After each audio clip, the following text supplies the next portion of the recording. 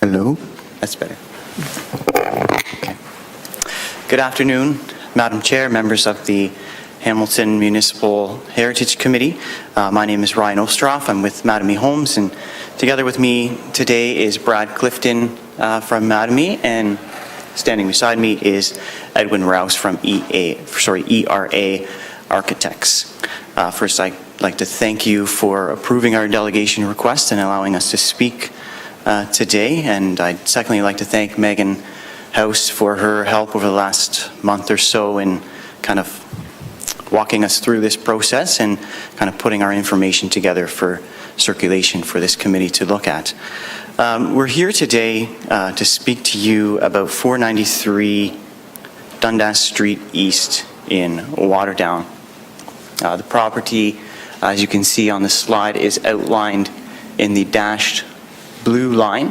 It's approximately 1.8 hectares, of which approximately 0.8 hectares will, contain the existing heritage home, and the balance of the property we are proposing for development. Along the north limit of the property are 12 three-story townhouse units, and along the west boundary are 6 back-to-back townhouse units. The townhouse units that you see on the screen are roughly, a rendering of what those three-story units will look like. This is kind of a generic rendering of a product that we've used in the past, but this product line will be altered slightly, just to be catered specifically to the Waterdown location, bring in some elements from Waterdown into this architecture.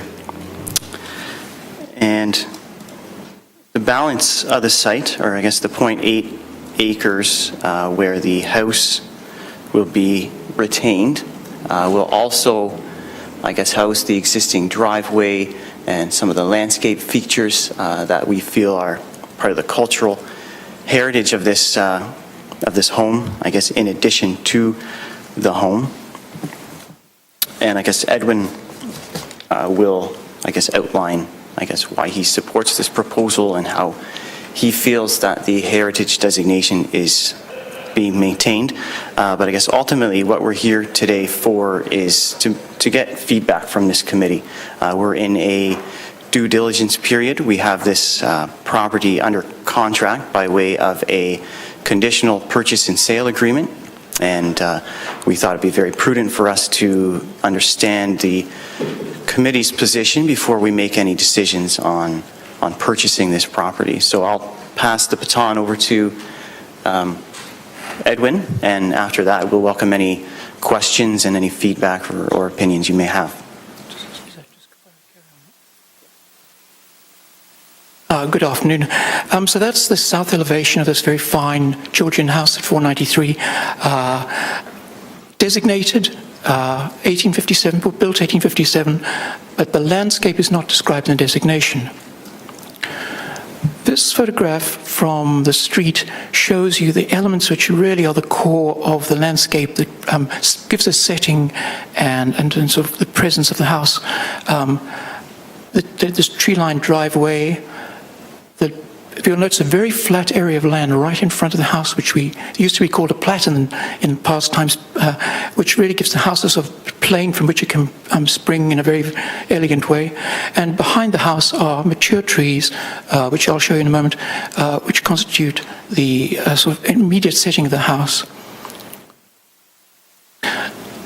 That photograph from the northwest of the property shows you the mature trees in the foreground, that large oak, the maples down the driveway. You'll see the fairly large back wing of the house, and in the background you'll see the cedar hedge, which is part of the original historical definition of perhaps what they would have been the closer family area within the farmstead. Now that is a view looking to the northwest. It shows you the north boundary. That's the line along which much of the where the new development will occur. And you'll see the two small buildings in the northwest corner. These have only had a preliminary inspection and require a lot more research as to their significance. They would have to be moved if they were going to remain. They'd have to be moved back onto the property towards the street. What does this particular landscape photograph also shows is the landscape which will be lost, which I think is largely later. It's not part of the historical landscape. You'll see the younger, less mature trees. But you will also see, interestingly here, these birch trees define what is probably the line of the original road from the house to the barn and the barn group. So what we're saying here is that the setting of the house is kind of protected. The trees and so on around the house are not going to be touched. The house itself will not be impacted in any way by this development. The peripheral area will be altered, and we are very cognizant of that and ready to do a more detailed analysis of this. I just show you briefly at the very end a aerial view. That's the drive I've just shown you, that one in the center line there with the trees, small trees. This is going to be very helpful. You'll see the house in the bottom right-hand corner. This will be very helpful in terms of the interpretation, understanding what remains and how it links to the former farmstead. Thank you very much. I'll be very glad to answer your questions. In a short time, it wasn't really possible to give you a very nuanced idea of what is in fact a very high-quality property all round. Thank you.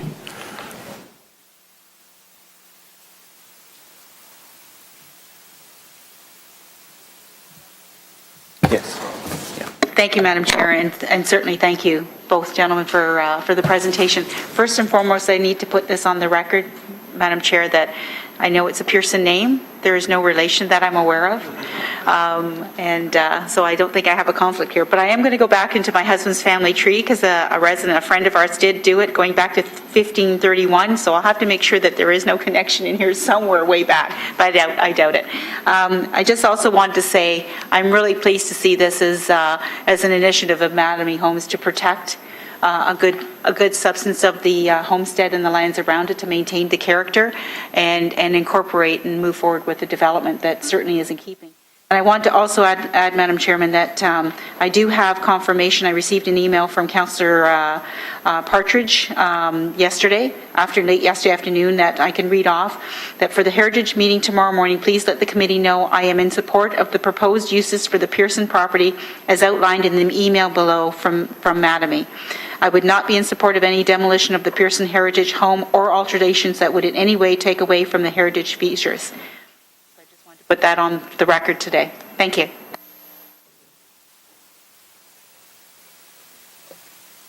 How close would the townhouses come to the house itself? We have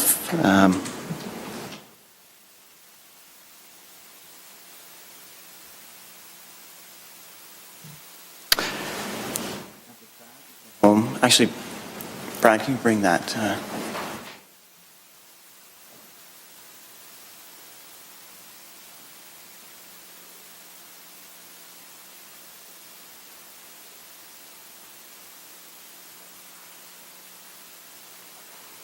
Couldn't read it on the screen, but I can read it on this. So, hello? There we go. So they would be 24 meters from the rear of the home to the condo roadway, and then it would be 28 meters from the west limit of the home to the parking area provided to the west. So you will, whoever, from this house, you will see townhouses on all sides. They'll be visible. They will be, yes. Yeah. Yes. Are you going to buy the house as well, or just the property around it? We are, our intention is to, well, we have the entire property under contract now. Our intention with the house is to dually zone it to allow for the residential use to continue, but also to allow for commercial office space, like a chiropractor's office or some sort of a medical office or professional offices. We would hope that that might increase the value of the home a little bit and also appeal to a larger number of potential buyers. It's not our intention to redevelop the home itself. Like we're Mattamy Homes, it's not our core business, so our intention would be to take it through the development process, and once the zoning is potentially approved, we would put it back on the market. And turning it into commercial space, heritage designation is not a problem for you? I don't believe so, and Edwin, correct me if I'm wrong, but there's obviously a number of heritage aspects of the home that would need to be maintained, but renovations to the interior could certainly take place. Okay, thank you. Sorry, Edwin, I think just wants to make a comment. I'll just add, there are splendid large rooms in the house, which will be very adaptable. The features which are really strong on the interior, such as the staircase and the trim, would not need to be impacted by any sort of development of this kind. There are lots of large and very suitable rooms for the kind of professional ideas that we have in mind. Okay, thanks. I'm a resident of the area, so I've been watching that house with great interest for a long, long time, hoping that somebody with some integrity and with some plans would come along and make sure that it's retained. Paul asked some questions that I was going to ask as well, but my biggest concern is that house, as it sits, without the landscape surrounding it, would lose an awful lot to it. In your zoning application, etc., would there be a willingness for you to add that landscape component into the designation of that building? To your question. Certainly, that I don't see any drawback to that. It's completely our intention to retain that and for no future development. So adding that or the landscape to the designation would not be a problem.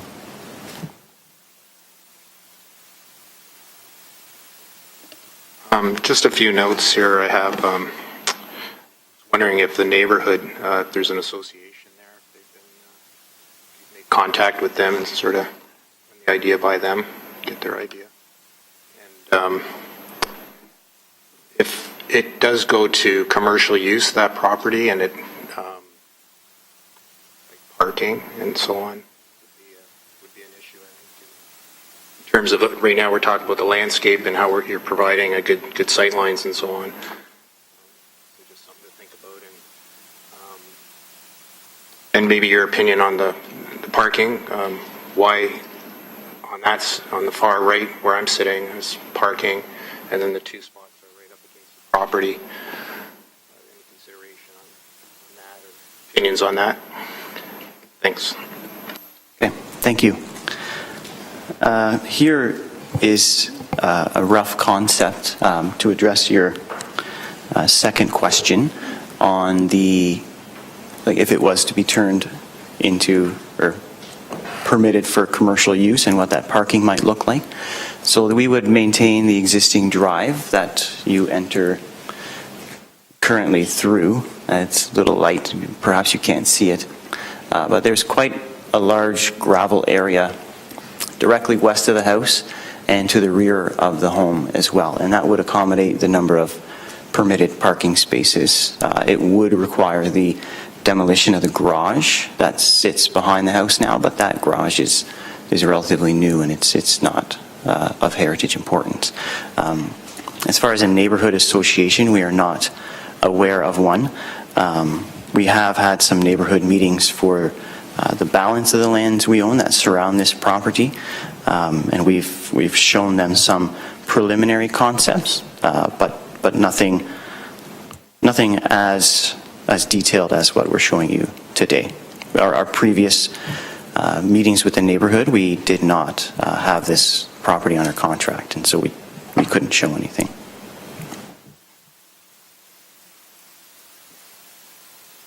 Walter, I'd just like to add, if we can just get a flat plan that shows actually we can do this, I guess.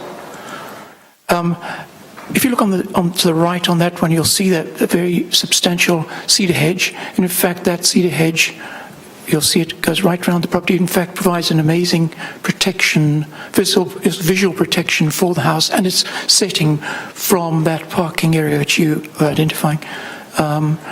Again, you see, if you look in the background, you'll see the hedge there. That's the line. That's the hedge which, in fact, would hide that parking. And that hedge is certainly going to remain as part of the historical, from what we can see in the aerial photographs, as part of the historical setting.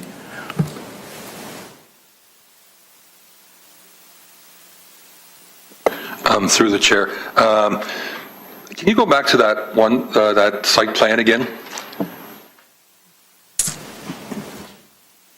Yeah, the trees on the east side there, that middle one, how close is that tree to that proposed parking area? We have not dimensioned it, but my concern is root compaction.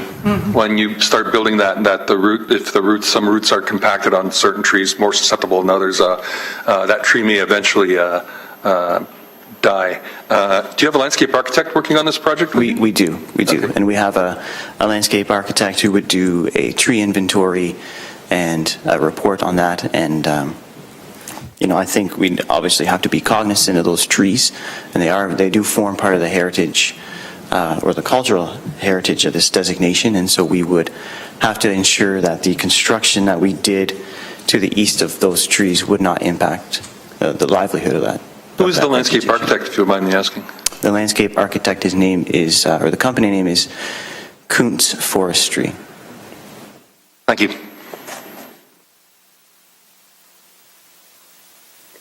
Are there any other questions or comments?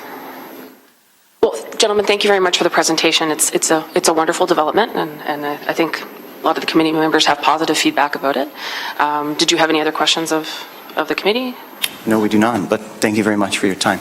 Thank you. May I have a motion to receive the presentation? Councillor Pearson, seconded by Walter. All in favor? May I have a motion to receive the correspondence and site plan? Michael, seconded by Stan. All in favor? Carried. Madam Chair, before we proceed with the rest of the presentations, I know Councillor Pearson has other commitments. If we can maybe address the balance of the agenda, beginning with 8.1, before we continue. Do you need, Jasmine, do you need a motion to alter the agenda?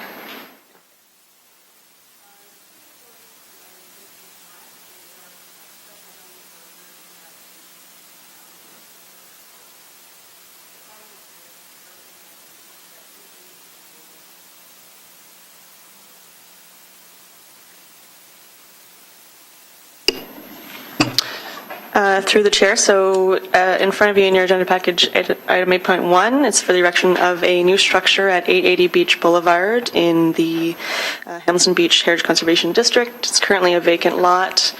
Staff are recommending approval of the heritage permit subject to what are our, I guess, standard recommendations and conditions within the Heritage District in terms of any final specifications coming back through for the approval of Director of Planning, similar to the final information for surfacing materials for the driveway and walkways, the final dimensions and materials for any new fencing, and as Condition D, you'll see in terms of any retention of existing trees, that be depicted on the appropriate plan, as well as the planting of any new trees. And finally, our standard conditions in terms of any minor changes to what you'll see in front of you in the staff report come back through staff for their approval, and the standard 2-year expiry date. And in terms of the actual design, you'll see in Appendix C of that report, you'll see the front and side elevations as well as the proposed site plan. Is there any discussion on item 8.1? Councillor Pearson, did you have a? Councillor, do I have a seconder? Wolf? All in favor? Carried. Item 8.2 is our implementation of the Downtown Built Heritage Inventory Project.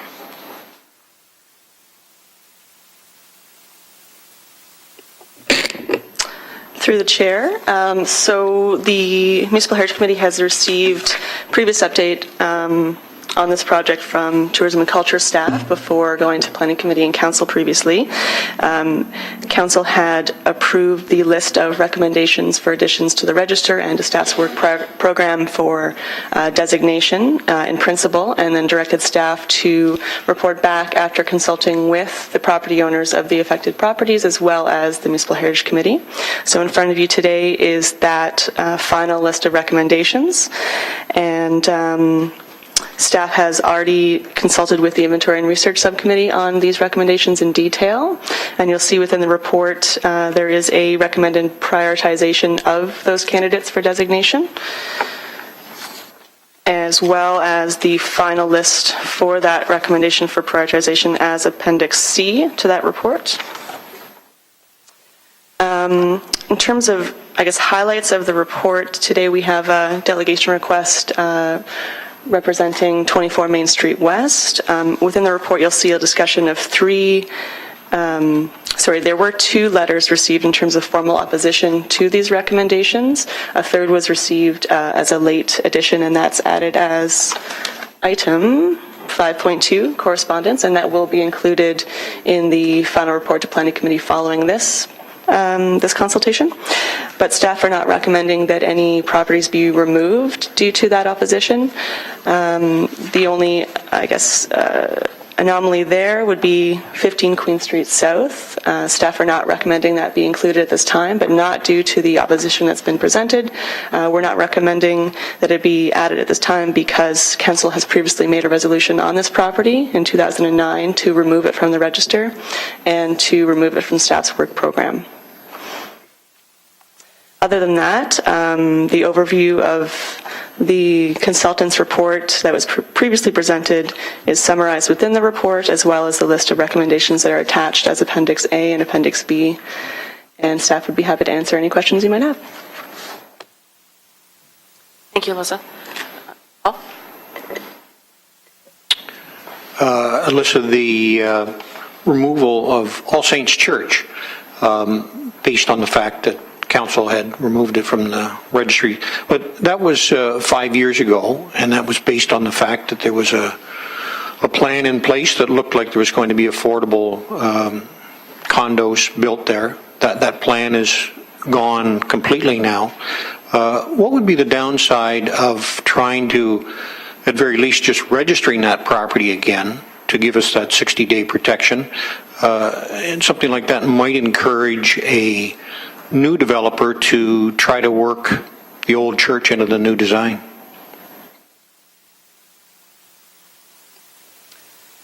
Through the chair, I guess in theory, so the consultants have conducted a preliminary evaluation of all the properties, and obviously it's already been identified previously as being a candidate for designation prior to the OMB hearing and all of those different discussions that had taken place. So I don't think that there's a question here that it's a candidate for designation. The recommendation, excuse me, coming from staff as a part of this report is following Council's previous direction. The Inventory and Research Subcommittee did support the consultant's recommendation to include it in the register and add it to the work program. So if the Municipal Heritage Committee here today would like to make a similar recommendation, that can go forward, but at this point, staff's recommendation is based on our previous direction from council. And again, that was based on a project that is gone completely now.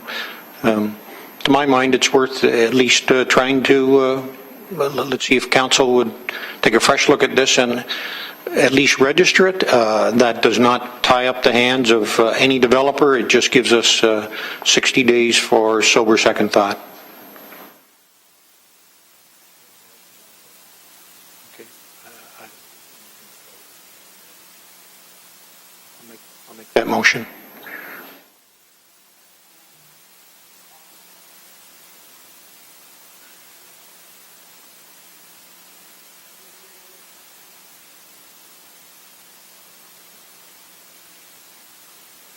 Yeah, just one of there was one letter included from Michael Ling, said he did not want his property designated.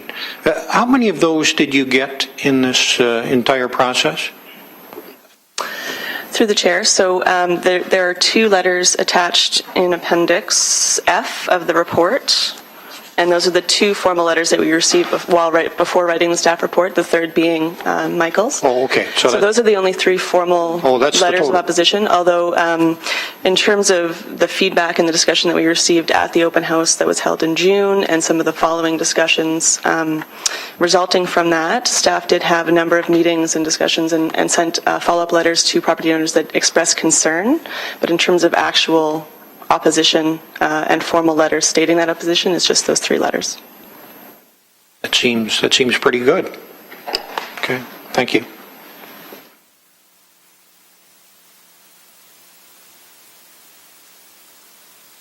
Alyssa, there was one property I know that we had discussed at the Research and Inventory Subcommittee meeting. I believe it was the COP block, and there was one piece of that property in the report just on page 8 of 17. It's excluding 193 King. Now, I know there was some discussion because the facade itself has been dramatically changed, but the property itself is still part of the overall block. Part of this report, is it still excluding that property? It's not, as per the recommendations of the research? So through the chair, within the discussion of the report, it's pointed out that there were a number of minor anomalies between the list of recommendations that the consultants had brought forward and that were received and ratified by council previously in March, and staff had gone through and double-checked it was obviously a very extensive list of properties, almost 2,000 addresses, and cross-referenced that with properties that may have already been formally protected, so wouldn't necessarily need to be added to the register or go through the designation process, and as well as identifying some of those anomalies where there may be some debate about whether or not they should have been inventoried or added to the register.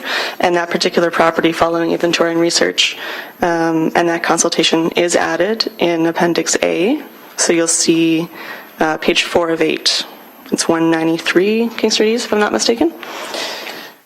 So it has been included as a recommendation for the register. I apologize, there wasn't a formal overview of that in the report, but there is a general discussion to those few anomalies that were worked out. Otherwise, may I have a motion to receive?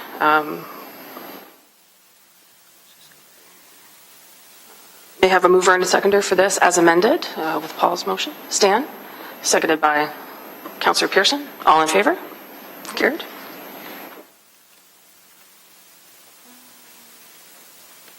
Just quickly going through our motions. Item 9, we have no motions.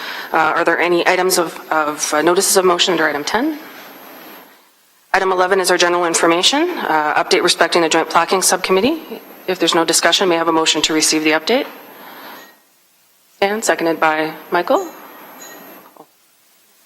Sorry, through the chair, I just realized that there was an oversight in terms of the delegation request related to one of the candidates for designation as a part of that report.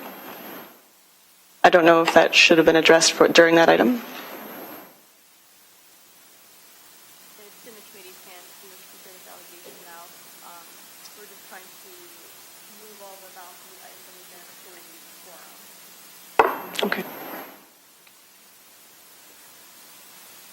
Would the committee like to proceed through the items for motion? Or hear the presentation at this time? Presentation? So we have request for presentation. Do we have a seconder? Oh, Paul? Okay, so what we would be voting on is to stop going through the items for motion and hear the presenter.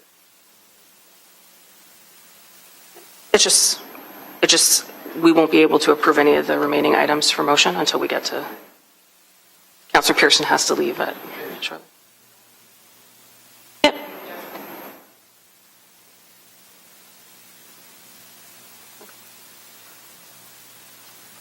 So we have a motion by Michael, seconded by Paul. All in favor? The motion is to go back in our agenda now for delegations. For the church.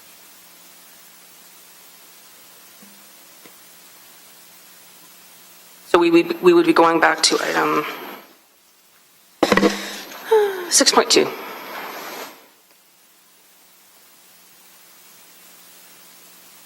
Motion by Michael, seconded by Paul. All in favor? Here. Any opposed? Seeing none.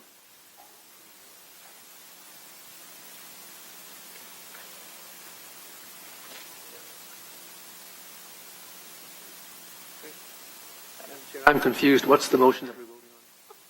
But how does that impact the procedure for the rest of the meeting?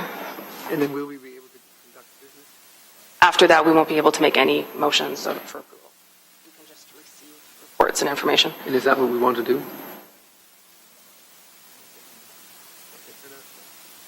So we would simply take care of item 11.2, 11.3. We would skip 11.4. We can do that afterwards, and then go back to our presentation. All right.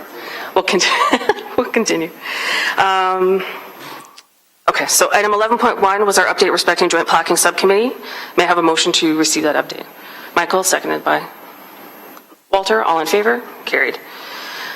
Item 11.2 is our correspondence from Ontario Heritage Trust respecting nominations for the 2014 Young Heritage Leaders Program. This program is an awards program. The deadline is in September. If we are going to make a nomination, we need to do that at this month's meeting. It's for anyone that is related to the Heritage Committee that's doing significant volunteer work for any of the heritage associations or groups that we know of.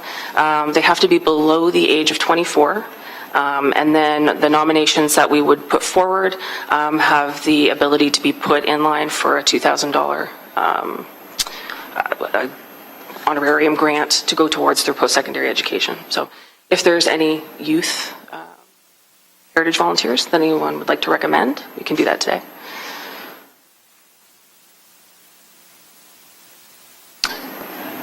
If seeing none, may I have a motion just to receive the correspondence? Will, seconded by Michael. All in favor?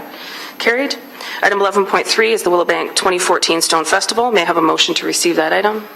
Walter, seconded by Councillor Pearson. All in favor? Carried.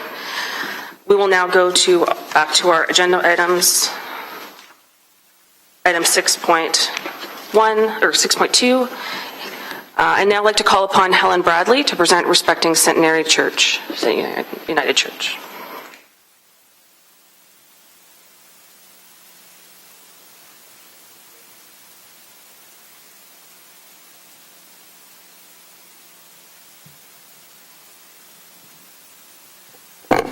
Madam Chair and committee members, thank you very much for the opportunity to speak to you today. I was thinking I might have to speak really quickly so we get it done in time. I'm here today with also Dr. Robert Ward from St. Giles Centenary United Church, and he is the chair of the Outreach Committee. My position is the chair of our new Amalgamated Church Council, which was formalized June 22nd with Hamilton Presbytery approving the amalgamation of St. Giles and Centenary United Churches. You might have seen our signage referring to us as One Main Street United Church. That was our working name, and we are working now on coming up with something that's not that name and that is less cumbersome than St. Giles the Centenary United Church, which is quite long. Our goal is to explain our position against having Centenary United Church included in the list for possible heritage designation and laying out our rationale. The background support material that I have provided are 3 documents. First, a discussion paper called Working with Our Heritage by Robert Lehman of Lehman and Associates Planning Consultants. Second is a position paper by the United Church of Canada called Balancing Church Property Interests with Heritage Preservation. And third is a document called Religious Heritage Resource Management Guideline. And this is an outline of alteration and demolition criteria, which has also been produced by Robert Lehman and Associates Planning. This speaks to recommended criteria for consideration for churches which are designated as heritage facilities because they are by their nature a different kind of building than other buildings are. So the issues around designating a church as a heritage building have the potential to place church and societal needs in direct conflict, as resources which the church could utilize to carry out its mission and work can be diverted to maintaining property which no longer meets the needs of the congregation or our mission.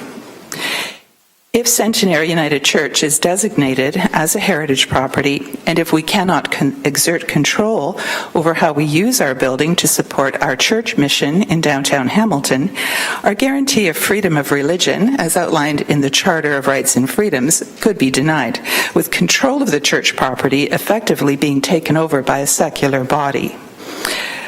Centenary United Church has a track record and a history of dealing respectfully with the City of Hamilton in maintaining the building and the property and any proposed changes to it.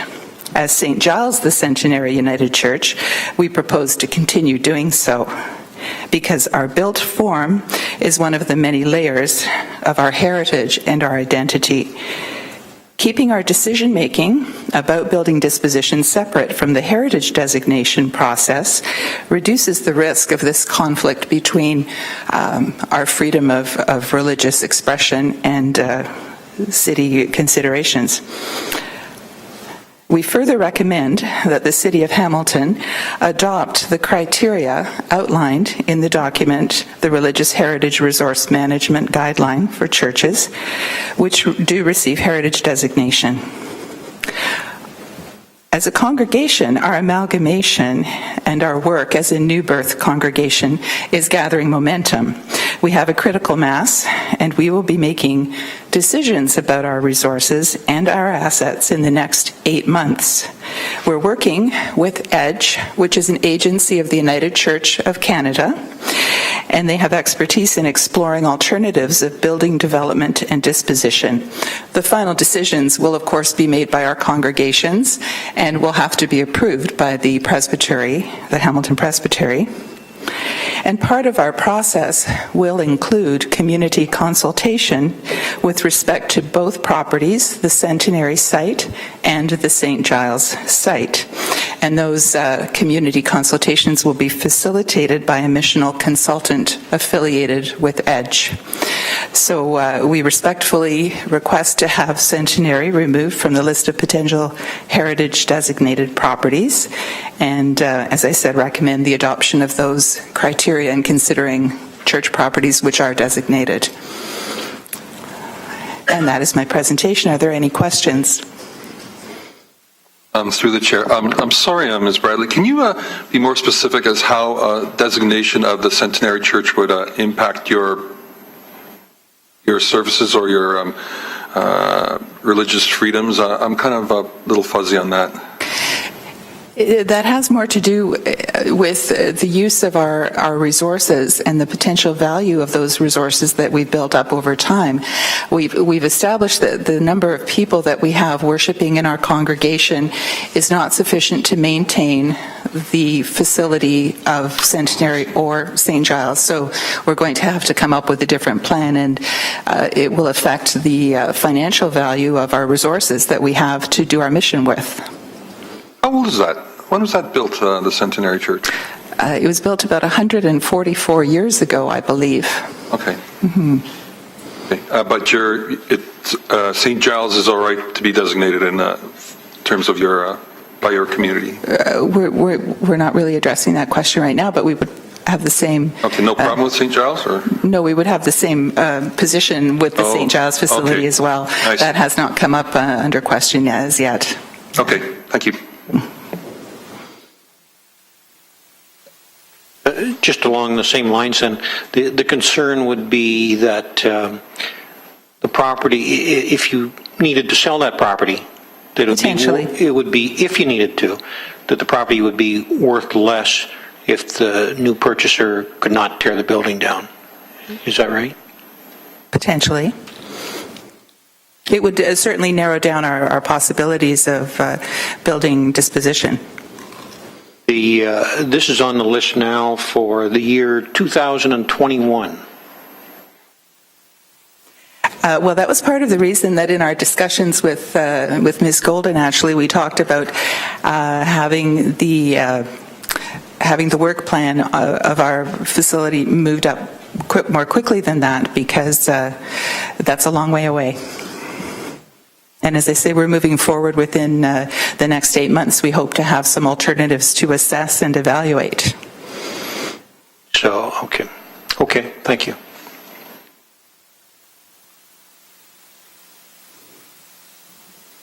So as far as designation,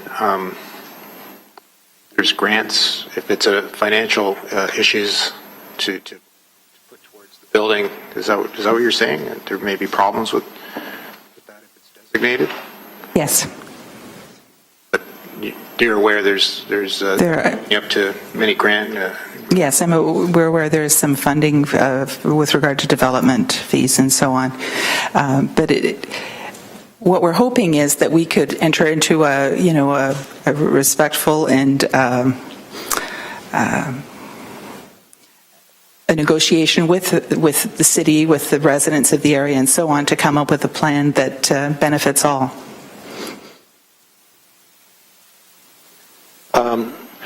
You're aware that even if a property is designated, there is flexibility. For instance, James Street Baptist Church, a designated building. It's been sold to a developer, and whether it's right or wrong, 90% of that building has been torn down now. The fact that that building was designated did not affect a new purchaser coming along and doing something different at that address. Mm. Well, with respect, I think that the Centenary site is a different, perhaps a different situation than James Street Baptist, in that I think structurally there aren't perhaps the same issues that existed there. So I think it's a different consideration in that respect. You mean that it's a more solid building than James Street Baptist? Yes. Yeah. Mm-hmm. All the more reason to see if we can keep it standing somehow. It's not our. It's At not. the same time, I realize, the churches are not the villains here. You happen to own property that we all enjoy driving past, and meanwhile you have to pay the bills. I understand that. Yeah. Yes. Yeah. At the same time, it makes sense to see if we can come up to a solution that works for you and for the people of Hamilton. Absolutely. Yeah. Mm-hmm. My problem is it's although your request and the directions and the intentions of the congregation and the folks involved today are probably very sound and realistic. My difficulty is the group that looked for the designation in the first time, and I don't know how long that may have been when the building was designated, we would be going in direct contravention to the wishes of those people. It might be better if a plan was envisioned to do something with the building within the designation structure so that there is some more control, and that's probably the wrong word, but there's more input from other than the group or the congregation at the same time. So my difficulty is that although the request sounds reasonable, it's contrary and goes against the wishes to save the building, put some protection around the building in the first place.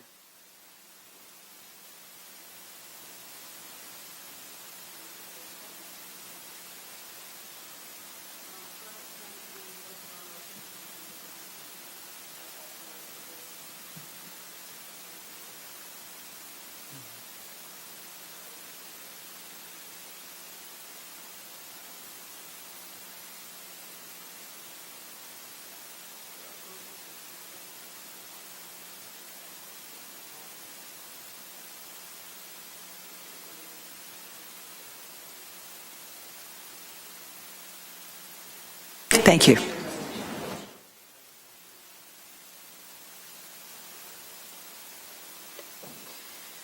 Item 7 is our presentations. Item 7.1, I'd like to call upon Walter to do an introduction to our next guest speaker. Thank you. Yeah, I'd like to introduce Julian Smith, Executive Director of Willowbank School of Restoration Arts in Queenston. Julian's an architect, conservator, scholar, educator, and internationally recognized for his contributions in the field of heritage conservation and cultural landscape theory and practice. Julian is educated at MIT and holds a certificate in preservation planning from Cornell. Worked at the Institute of Architecture and Urban Studies in New York City. Chief Architect, in charge of National Historic Sites for Parks Canada. In the past, Julian's responsible for design and development work involving significant cultural sites in Canada, the United States, France, Italy, India, Sri Lanka, and Japan. Among his projects was the restoration of Vigny Monument in France for the Canadian government. And more recently, has just completed the conservation and the movement of the horticulture building at Lansdowne Park in Ottawa. He's the president of ICOMOS Canada. Also responsible for developing policy documents for a variety of federal and provincial agencies in Canada, and has been the Canadian delegate to UNESCO. It just goes on and on here. It's done so much. He's also an honorary member of the Canadian Society of Landscape Architects, whose members include Thomas McQuestion from Hamilton here, 1947, our former Prime Minister William Lyon Mackenzie King, and Prince Charles, Prince of Wales. And also, it doesn't say it, I'm just reading from his biography here, but it doesn't say Julian's also an accomplished craftsman. He's just as good with working with his hands, and I've seen it firsthand.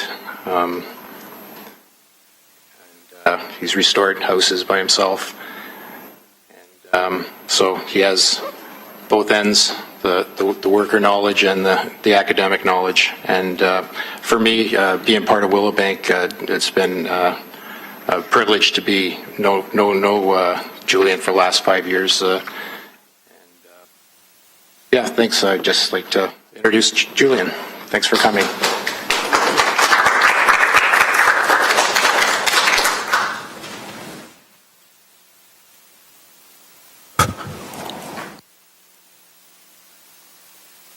Hello. Thank you, Walter. Thank you for this opportunity. I'll be fairly brief. I used to chair a Municipal Heritage Committee, and I am now very involved with Willowbank, which is a school that trains builders, architects, and planners simultaneously with the same curriculum. We're very interested in creating those overlaps again. And I just, Walter asked me to come. I thought I would use this opportunity just to say that I think municipal heritage committees occupy an important place. Under the Ontario Heritage Act, the Municipal Heritage Committee advises council, and it advises council on the question of properties under Part 4 and 5 of the Ontario Heritage Act. But under the Act, it also says municipal heritage committees advise council on any heritage issues where they both agree that there is a need to examine items related to cultural heritage. And I guess that's the role that I think, particularly in Hamilton at this point when the city is going through a bit of a change, I've said for a couple of years, a kind of a tipping of the balance and heading somewhat in a new direction, that the Municipal Heritage Committee is one place where there can be discussions that actually influence the future of the city in important ways. The presentation we just had about Centenary United Church, I think, is actually an ideal place to start because my twin sister is a minister with the United Church of Canada. I've worked with many churches, Roman Catholic, Anglican, United Church, Presbyterian, Lutheran, and I think it points, their concern is that the future of the church property would be controlled by a secular authority, and the issue of control, I think, is the key word. There are two things that I want to talk about that are going on in the heritage field at a much broader level that I think affect Hamilton and very particularly, because Hamilton is probably the most important urban area in Canada right now, and I think there would be agreement from people in Vancouver and Montreal and so on that what's going on in Hamilton is in fact, in the end, going to define a new way of looking at urban areas, because this is an area with an incredibly rich heritage. It's struggled with what's the relationship between the contemporary and the historic, and so two trends that are happening. One is that there have been this division into contemporary design and development as one activity with planners, architects, others trained to do that. There have been people in the heritage conservation field who are trained to look after heritage properties and for whom control of heritage properties is kind of a mandate that they perceive.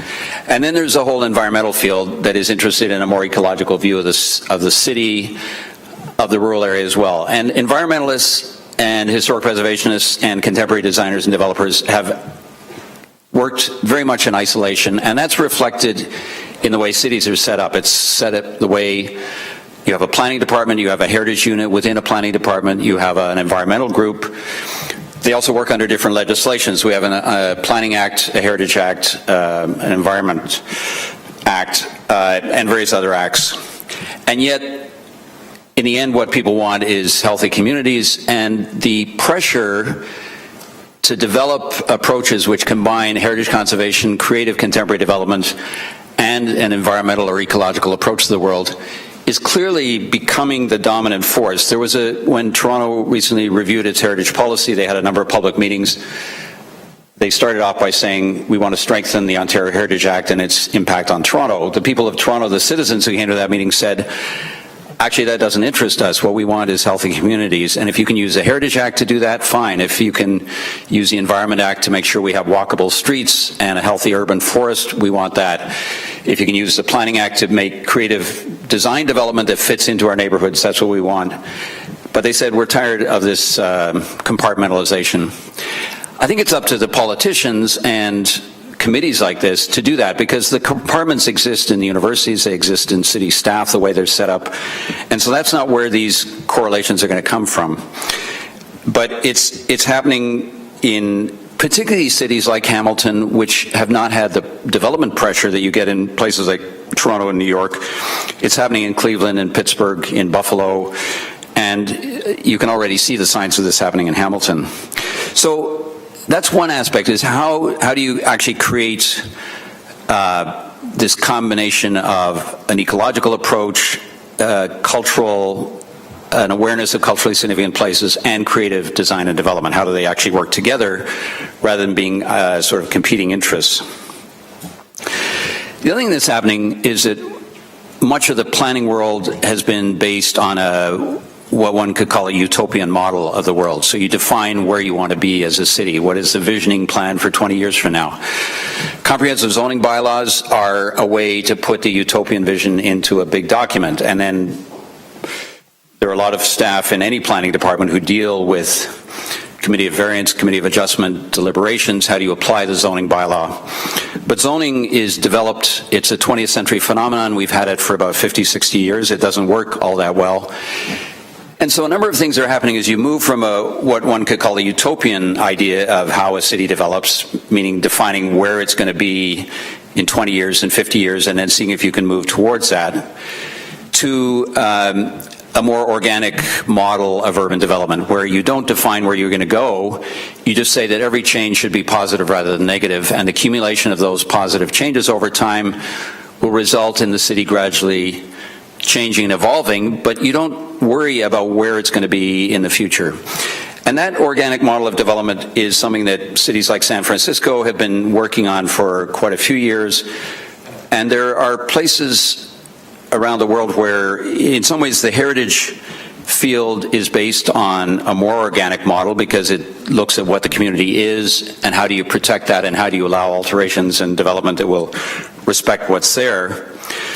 But the heritage community has not been very good about allowing evolution or saying what can that evolution be or how do you deal with that. And so when the church says we'd like a more respectful conversation between the church and the community about how we deal with this or with the city, that's a really strong indictment of where the heritage community has come from because they're perceived as being this controlling influence. Lansdowne Park opened on Friday. I spent, right after the opening, the mayor and the local councillor and the city manager and myself and one other person met for drinks. And what Ken Kirkpatrick, who's the city manager, said was the turning point on that project was when I told him that the horticulture building, which is a designated property under the Ontario Heritage Trust as provincially significant, I had said, we can do something creative with this building. We can add a contemporary layer to the building. And in fact, we demolished the back two bays and created a contemporary new addition, but we kept 95% of the building, and as something that Walter would recognize, every single wood window, steel window was carefully preserved. But it's a new place. It has a sense of creativity. The Ontario Heritage Trust, which is one of those controlling organizations in the heritage field, didn't allow this. They said, you can't do this, and I happen to have some influence at that level, so I said, well, we're going to do it anyway, because we're working in an environment where there are contemporary developers around us. Their concern with heritage designations is that it adds cost to their project.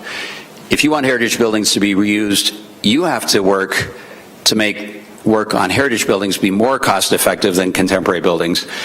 And that building actually on a square footage basis is coming in at the same cost as the new commercial buildings at Lansdowne, which are very nondescript. And the developer, the man who's the owner and CEO of Minto Developments, Roger Greenberg, I took him to Evergreen Brickworks, and he went there and he said, I'm astonished by this. I don't understand it. I'm a developer. I should understand how to develop places where people are going to come at 10 o'clock in the morning. The place was full. And I said, this is a new model. This is what's happening. This is a place where you have historic places, you have contemporary design and development, and you have a very ecological approach. And that's the way of the future. I was talking to someone this morning about the fact that McMaster is looking at moving downtown in Hamilton. This is absolutely the pattern with universities in Canada. Even in Ontario, Brock has just redone a large historic industrial complex in St. Catharines. Laurier, as you know, has moved into Brantford. The University of Windsor has just bought two large historic buildings in downtown Windsor. And why are they doing that? It's because a young generation that's looking at where to go for university doesn't want to be in a nondescript suburban campus. And they're saying, we want to be downtown, and if we can be in a historic building in a place with heritage and culture, that's where we want to go to school. And that's just part of a generation that is going to insist on these three things coming together. So I think there's a role for a Municipal Heritage Committee to be not reactive and controlling as its primary goal, but to say, how can we help make the reuse and adaptive and creative use of heritage properties something that the City of Hamilton absolutely supports and will give you the tools to do it well and cost effectively. And I think because so many people are watching Hamilton, this is an opportunity for the city to say, this is a way of the future. Toronto, Jennifer Keesmaat, who's a bit of a star as the new head of planning, but she understands the ecological and the economic correlation, which is something the World Bank has just recently adopted with their Eco 2 program, but she's still dealing with the cultural layer as something separate. So she's saying there should be 80 or 90 heritage conservation districts, and then the other districts are sort of free-for-alls for development. But what the people of Toronto want is not that pockmarked checkerboard in the city. They want every community to have its cultural resources protected and creative design and development come in that is compatible with the community. And I think Hamilton, this is one of the richest historic cities in Canada, but it's also a place with empty places where there can be creative new design and development. The UNESCO, the recent document on the historic urban landscape, is the first UNESCO document in the cultural heritage field in 34 years. It talks about using the historic city as a place for creativity. And in the cultural heritage field, that raised a lot of eyebrows. They're saying, well, we thought we were about protecting the historic city and let the creativity happen outside it. But UNESCO said, no, these are critical for a healthy urban community, is to bring the two together, creativity and the imaginative reuse of cultural resources. Churches, I think, are interesting because they have enormous cultural value. And if the heritage community working with churches can't figure out how that cultural value can be enhanced and become more part of the community, many churches have become centers of cultural activity beyond the religious activity to outreach programs, music, dance, community gathering places, and their architectural form reflects that kind of landmark status. So I think it's, I will say that recently Willowbank, we were approached by Prince Charles, who's become the patron of Willowbank. And I will say that the next time Prince Charles comes to Canada, he will come to Willowbank. And as part of that trip, he may come to Hamilton. And where is he going to go in Hamilton? Well, I can guarantee you that one place he will go is the Pearl Company. And I know the Pearl Company has been fighting the planning staff in Hamilton for 4 years, 5 years. That's exactly the kind of place that he's working on in the UK, where you have an imaginative reuse of an industrial building in a residential neighborhood, because the ecological approach is about diversity. And a city that understands diversity as being healthier than a monoculture, which means the more mixed use, the more you have light industrial in a residential area, the more you have a mix of commercial, retail, residential, the more you have different building shapes and sizes. Those are the places that are going to be part of what the next generation is looking for. So anyway, I just wanted to make those comments. I thank Walter for inviting me and for the committee. It's an honor to speak here in Hamilton. I'm not a native of Hamilton, but this is, as I say, the city in Canada that everybody's watching at this point. And all you need to do is read Spacing or one of those magazines to understand how important this time in this city is. So I'm happy to answer questions, but I realize you've got a long agenda, so I don't want to take up more time.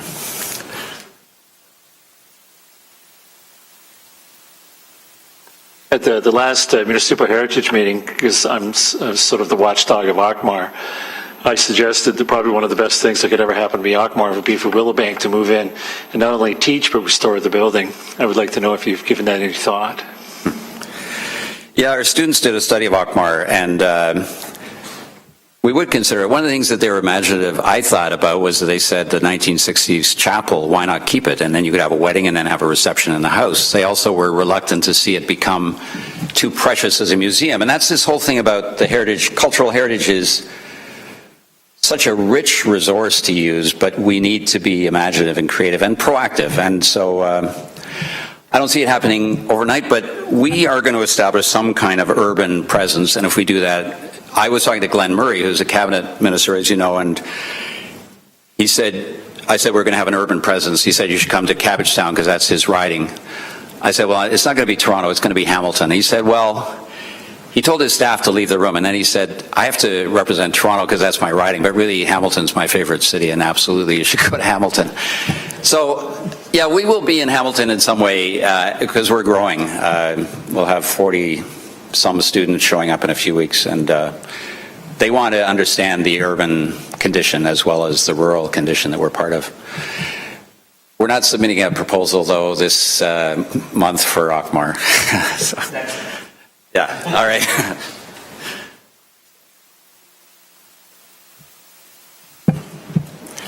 right, thank you.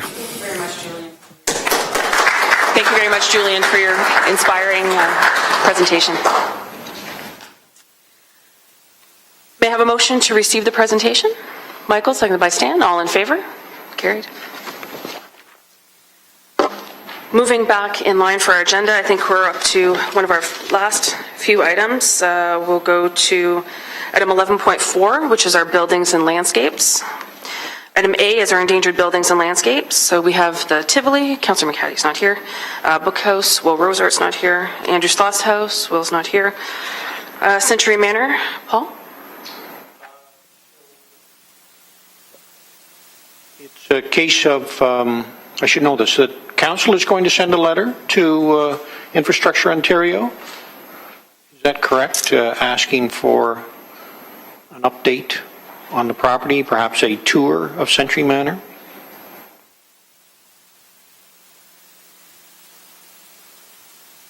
Through the chair, I don't recall all the dates, but I believe that letter was approved through Planning Committee and Council and has been mailed off, signed by the mayor and sent off. And no response yet that you know of? No. Okay. Okay. Beach Canal Lighthouse, Kathy's not here today. Charlton Hall, Will's not here. Aubrey Zimmerman House, well, no update. Okay. One Jones, Kathy's not here. Mohawk Trail School, there's no update on that, although I think we need to make a revision still. Jasmine, on the address? Madam Chair, I can advise at this time we've lost quorum, so we're not able to make any motions at this time, and the committee meeting would stand adjourned at this time. Committee wishes they may stay to continue discussion.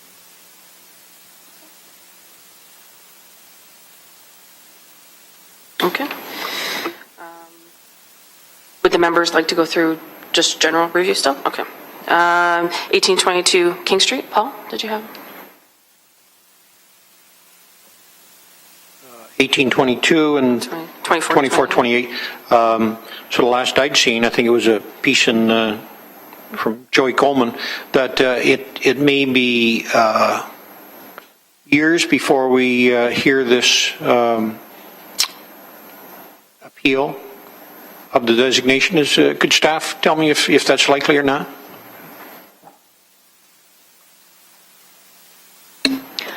Well, through the chair, the most recent information I have is that another pre-hearing conference between the parties is scheduled for the fall in October. But in terms of a hearing date, we don't know. I don't think it would generally be years, but I think they would continue to try to resolve, and if they can't, then they would go to hearing, within a reasonable time period.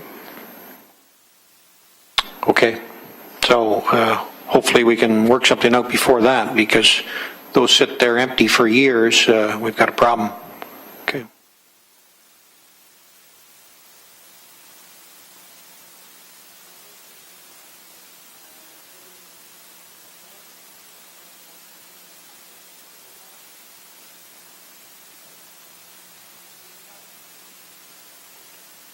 The last heritage permit, actually 2 ago, the representatives of the James Street Church came and gave us quite a good presentation in regards to meeting many of the conditions that were put forward when the original permit was approved by the committee.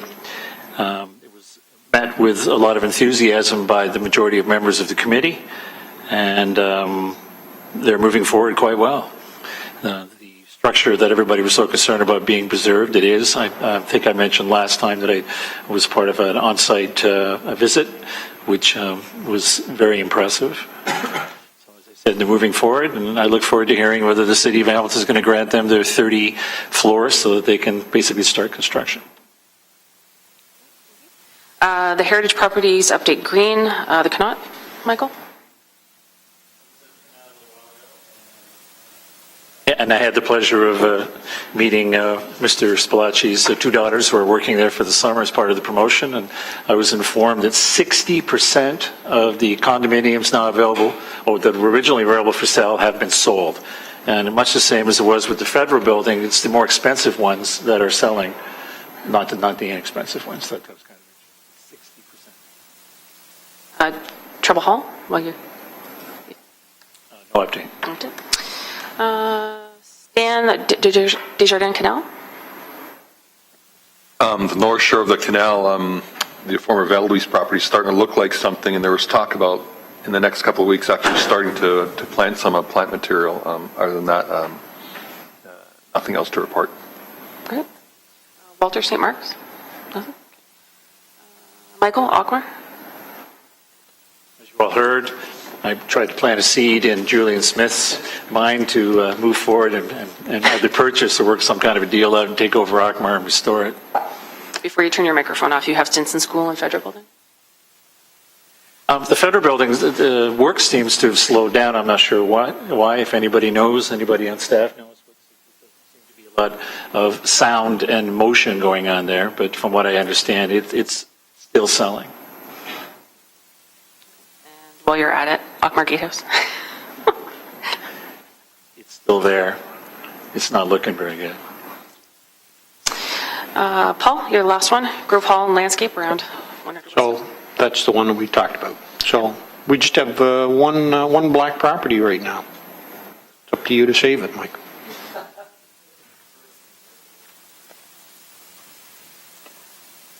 So unless there's no other items that, what? If I can ask, I should have asked that earlier on when the presentation for the Pearson property was going on in Waterdown. My comment was to the question to the presenters was, would they be interested or willing to entertain designating the landscape border? So my question, I guess, is to staff. Instead of just leaving that answer is yes, we are interested. Is there an initiative that can come from this committee that would initiate something of that sort, or do we just have to leave it for their initiative, for their starting to do something? Which way do we go?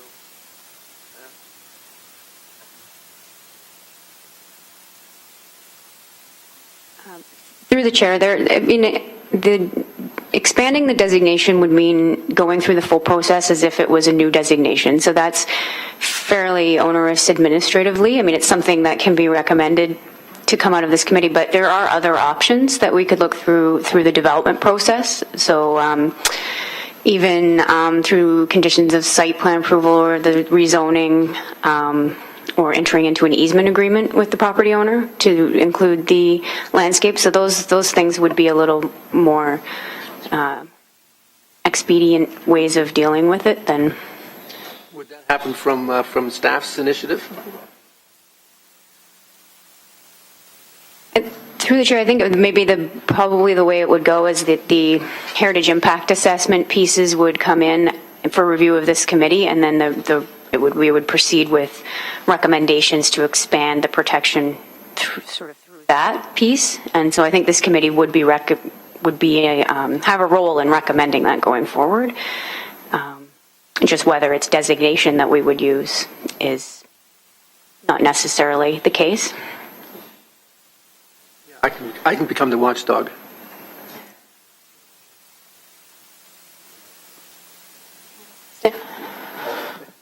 Just going back to Ms. Bradley's presentation, she mentioned three background support material. I don't know if anybody else got it, but I only got one. Was there two others available? Three. The working with our heritage and balancing church property interests with heritage presentation. Yeah, that was the third one, but apparently there were two others. Oops, my apologies. A few months ago, we passed a motion to register a mid-1800s farmhouse up off of Highway 565 Moxley Road. Then when that went to planning, it was tabled. I wonder if staff could tell me where that one stands now. Through the chair, Lafarge has asked that it come back to planning committee, so they're available to attend the next planning committee and they will speak to it. So I think it's on the agenda for September 3rd planning committee. Okay, thank you. Without a quorum, can we add properties to the list that we watch? No. So. we'll have to do that at the next meeting. Okay, so that one might be a good one to add to the list. As well, Jamie Thompson Pool might be a good one to add to the list next month as well. We also ensure that the building that Wolf was interested in for the landscape. Any other comments or questions? Well, since we're already adjourned, I guess the next thing to do is to say our goodbyes to Megan. Megan House has been our heritage planner. She's been around as long as I can remember. She was a student here, and then she became full-time staff. So she's really been a part of everything we've done as a committee, and she's been very supportive as a staff person to us, and she's also always been there to give advice and just help us through the process. So, Megan, I just wanted to wish you good luck. She's going to be working with the ministry, so hopefully you're moving on to bigger and better things, and much success to you. So.